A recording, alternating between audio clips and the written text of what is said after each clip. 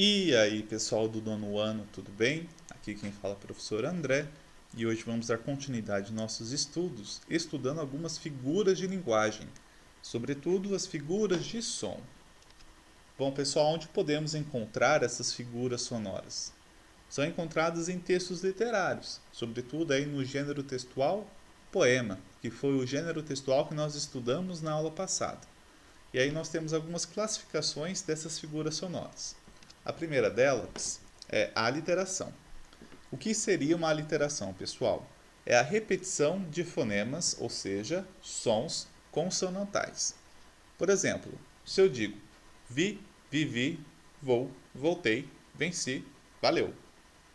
Nós temos aí um fonema que sobressai sobre os outros, né? Que tem um destaque em cima dos outros. Qual fonema é esse? É o fonema V. V é um fonema consonantal. Então, se há repetição desse fonema consonantal, nós temos aí uma aliteração. Mesmo caso acontece nos próximos dois versos. Corro pelo campo de cartão, caio no carro no Carlos. Bom, nós temos aí uma repetição do fonema C, que é um fonema consonantal. Logo, nós temos aí uma aliteração. A assonância é o oposto da literação, que é a repetição de fonemas vocálicos.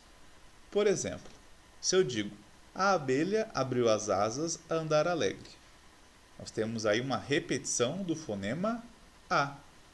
A é um fonema vocálico. Quando acontece essa repetição de fonema vocálico, nós temos uma assonância. Se eu digo o olho torto fechou ontem, nós percebemos aí uma repetição do fonema O, que também é um fonema vocálico. Logo, eu tenho uma assonância nesse verso.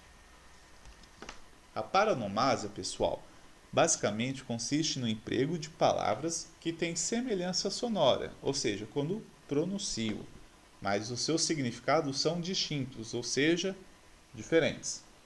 Por exemplo, se eu digo soa o suor da campainha. Bom, eu tenho aí duas palavras que têm semelhanças sonoras, que são soa, suor. Só que seus significados são diferentes. Então aí eu tenho uma paronomásia. A mesma coisa acontece no seguinte verso. O comprimento da rua não se compara ao seu comprimento. Comprimento com o e comprimento com u são palavras distintas, mas possuem semelhança sonora. Logo aí eu tenho uma paronomásia entre essas duas palavras. E o último caso que vamos estudar hoje é sobre onomatopeia, que eu digo que é o mais fácil, né? Pois vocês estudam isso desde o ensino fundamental 1. O que é uma onomatopeia, pessoal? É a utilização de palavras para representar algum som, que podem ser gritos, miados, barulhos de máquinas, elementos naturais e por aí vai. Por exemplo, nós temos aqui a tirinha da Mônica dizendo grrr. Grrr é um som que representa uma raiva. E o pou, que significa um barulho de bater, né?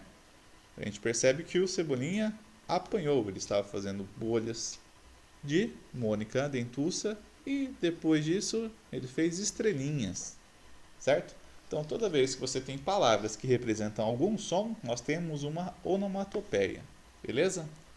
Bom, visto isso, pessoal, vamos iniciar nossas atividades lá na página 10. Releia em voz alta os primeiros versos do poema Pássaro em Vertical. Então eu vou ler os versos e vocês acompanhem, por favor. Cantava o pássaro e voava. Cantava para lá, voava para cá. Voava o pássaro e cantava. Nesses versos, há a repetição de um som vocálico. Que som é esse? Bom, se é som vocálico, é de vogal. Nós temos aí uma repetição do fonema A. Letra B. Pensando nesse som, que efeito de sentido essa repetição constrói? Bom, aí, pessoal, é muito subjetivo, tá? Mas a repetição desse fonema A sugere aí uma claridade ou uma harmonia nesse canto do pássaro e desse ato de voar dele. Beleza?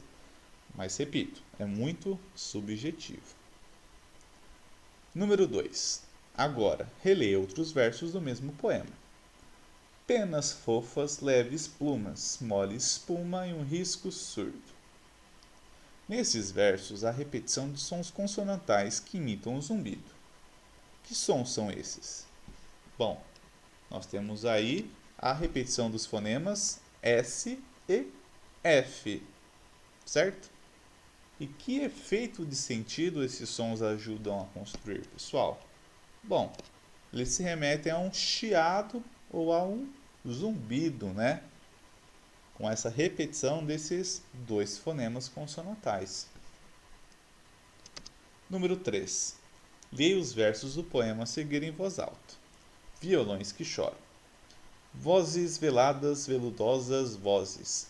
Volúpias dos violões, vozes veladas. Vagam nos velhos vórtices velozes. Dos ventos vivas vãs vulcanizadas. Letra A. Qual é o som que se repete diversas vezes, pessoal? Aí nós temos 3, né?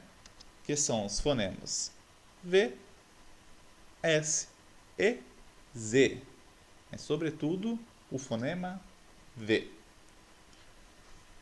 Letra B. A repetição desses sons se assemelha ao som do dedilhar no violão ou ao canto dos pássaros? Bom, acredito que o pássaro não faça sentido, né? O canto do pássaro é do poema do exercício anterior. E sim, agora o som do dedilhar em um violão. Letra C. Quais dos excertos a seguir fazem referência direta à literação do poema? Bom, se a literação tem aí uma repetição que é um dedilhar de violão, o melhor excerto será dos ventos, vozes veladas, velhos vórtices velozes ou volúpias dos violões. Ao que se remete ao violão, né? Então é a alternativa, que aí no caso seria a última, né? Volúpias dos violões.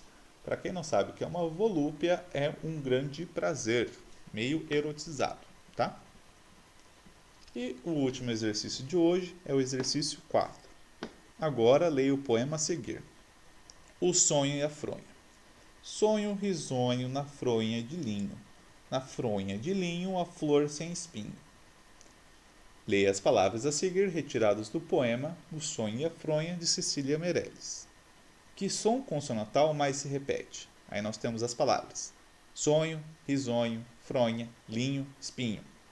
Bom, pessoal, nós conseguimos perceber que é o fonema NH. Letra B.